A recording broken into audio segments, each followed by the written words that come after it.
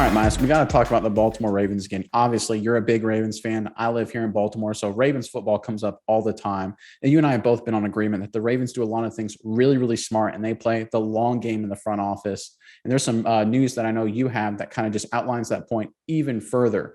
But before we talk about that, Ravens fans, comment below. Of all the great moves the Ravens have made over the years, what's your favorite trade they've done? Is it a draft pick trade? Is it a veteran trade that they made? Let us know in the comments below. But Miles, what's the latest out of Baltimore? Yeah, Nick, if I have to think back in my head, I think of two moves, the fifth round pick trade for Calais Campbell or the fifth round pick trade for Marcus Peters. Two pretty good trades. I'm kind of like they're tied in my head. Both had they're around the same time. Both had equally as big of an impact on the team as a whole, I think. So there's two pretty good trades. But another trade that I initially was disappointed in, but now looking back seems to have benefited Baltimore pretty well is the trade or Orlando Brown Jr. Obviously, back roughly 2 seasons ago, I believe it was, Orlando Brown Jr. came up onto the trade block for Baltimore due to the fact that he wanted to be a left tackle. Ronnie Stanley had gotten injured. Browns shifted over from right tackle to left tackle.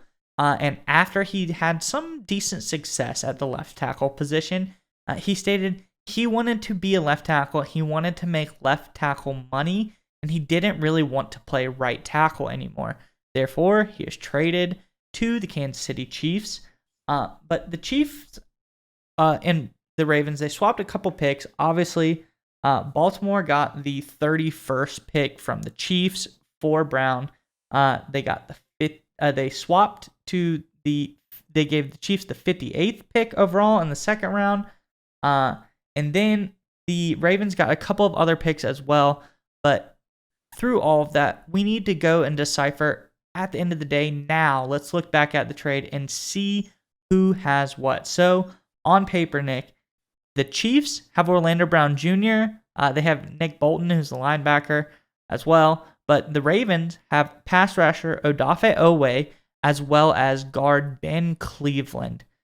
And the Chiefs are having to deal with Orlando Brown's contract woes. Apparently, he's been offered a 6-year, $139 million deal with $30 million guaranteed, which is average $23 million a year. Turned it down, saying he wants more of 5 to 6 years, $25 million a year, $71 million guaranteed. Now that's a lot of information for me to throw at you, Nick, but what do you think about this trade? Yeah, so when I think about this move and looking at the time frame of it, what it kind of reminds me of is a lot of how people who invest and make money in real estate, they use a principle. It's called the 1031 exchange.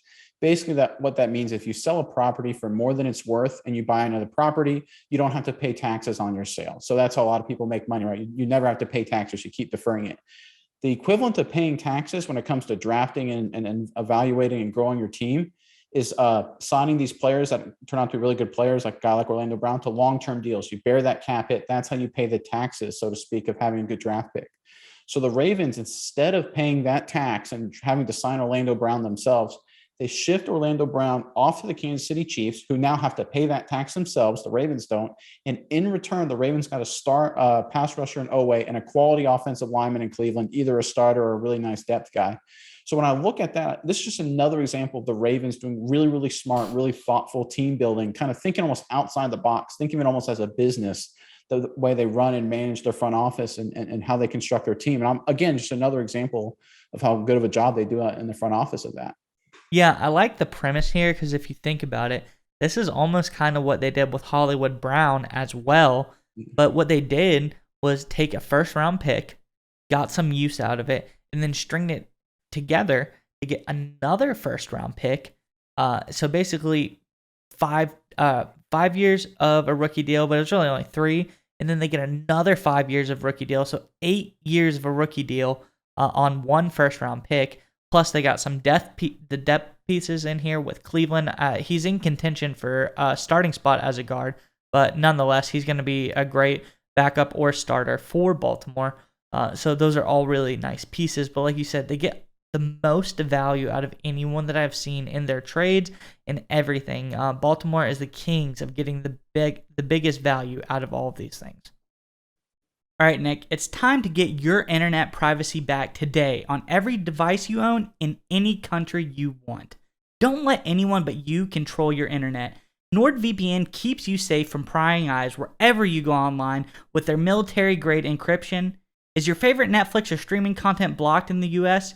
You can simply connect to one of the many countries available with NordVPN and get the access you need. That's right, Maya. So right now, get our exclusive NordVPN deal here at nordvpn.com/SMI. It's risk-free now with NordVPN's 30-day money-back guarantee. Again, get that exclusive deal, nordvpn.com/SMI.